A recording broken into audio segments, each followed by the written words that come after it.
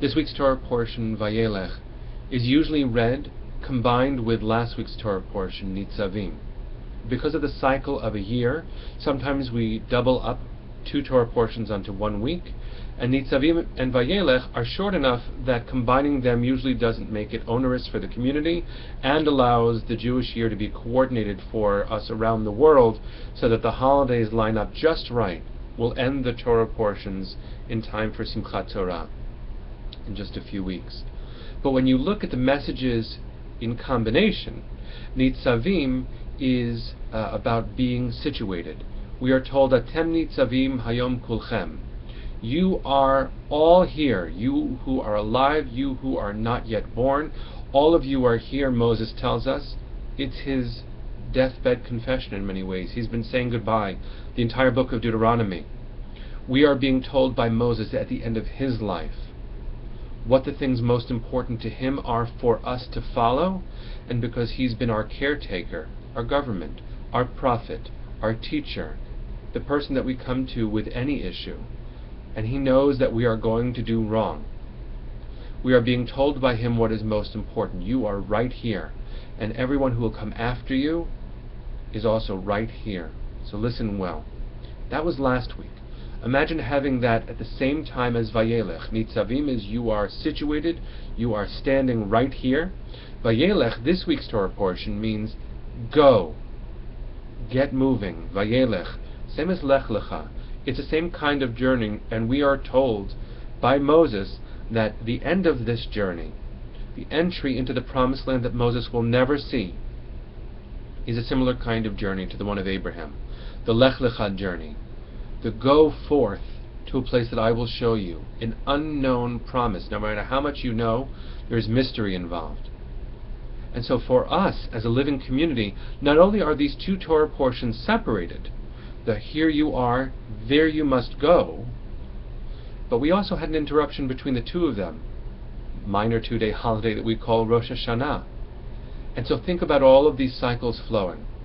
On the one hand, we have the cycle of Moses' life, which has been turning and turning and turning, and it's coming to a close. It has been coming to a close now for several weeks. At the same time, we have another cycle going. While Moses' life is moving forward, we have the cycle of the Torah readings. The Torah is coming to a close, and for us, they are related. Moses' life and the Torah's narrative come to a close at the same time, which is why we cry when we get to the end of the Torah. We know it's going to begin again, but we relive the end of Moses' life, an unfulfilled promise in his life. This incredible leader who could only weep, imagining our failures and hoping that we would fulfill the promise of the covenant. But those are two wheels cycling, Moses' life and our hearts, the Torah's cycle and our hearts, and yet there's another one, the holidays. Sometimes the holidays and the Torah's narratives intersect, and this time not only do those two intersect, because we are about to enter Yom Kippur. Yom Kippur, which is a rehearsal of our own deaths. We wear shrouds. We don't eat. We don't take pleasure in our physical lives. We deny ourselves the very things that give us life and sustenance. And so the Torah cycle, Moses' cycle, our cycle of our year, they run on different tracks, actually. And yet they're all touching right now.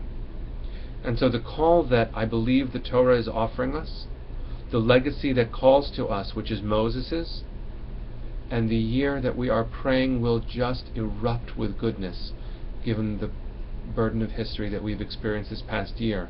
It is one powerful message. Nitzavim, you are right here.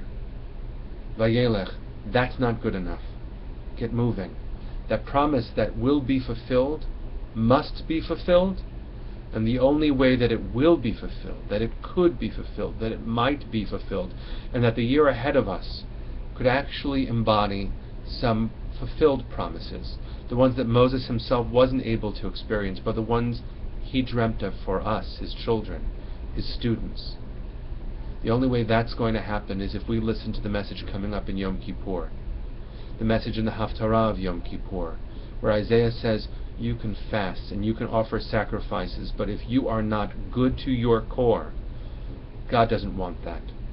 And so may this year be one where VaYeilech is the overpowering message, where Moses' death and his message are embodied in every decision we make starting right now. Shabbat Shalom and Gmar Chatima Tova.